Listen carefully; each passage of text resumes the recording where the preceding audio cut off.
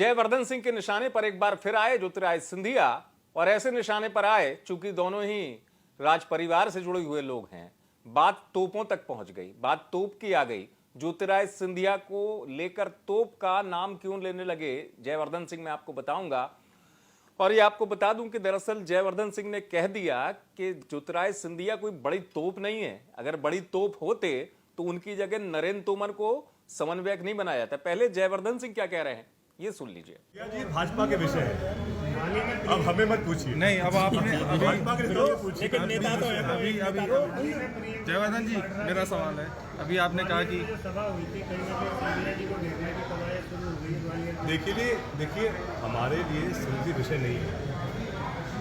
ग्वालियर संभाग में भाजपा के अनेक दिग्गज नेता हैं, चाहे नरेंद्र सिंह तोमर जी हों, चाहे नरोत्तम मिश्रा जी हों, चाहे पवैया जी हों, वीडी शर्मा जी भी वैसे अगर हम देखें उनका पैतृक गांव जिले में आता है। और अगर भाजपा के लिए सिंधिया जी की बड़ी तोप होते तो नरेंद्र सिंह तोमर जी को क्यों प्रभार दिया गया है कैंपेन कमेटी का।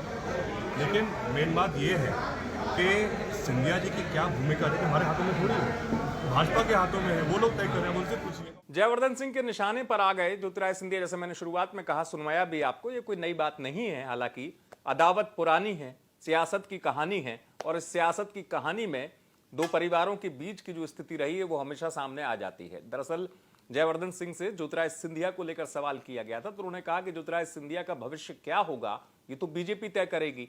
लेकिन जहां तक सवाल ज्योतिरादित्य सिंधिया को लेकर है तो उन्होंने कहा ज्योतिरादित्य सिंधिया को जिम्मेदारी ना मिलने को लेकर निशाना साध दिया। उन्होंने कहा कि ज्योतिरादित्य सिंधिया अगर कोई बड़ी तोप होते तो उनको समन्वयक बनाया जाता। ग्वालियर चंबल संभाग में उनसे बड़े नेता हैं, यानी ज्योतिरादित्य सिंधिया का कद जो है बीजेपी में क्या है जयवर्धन सिंह ने साफ कर दिया।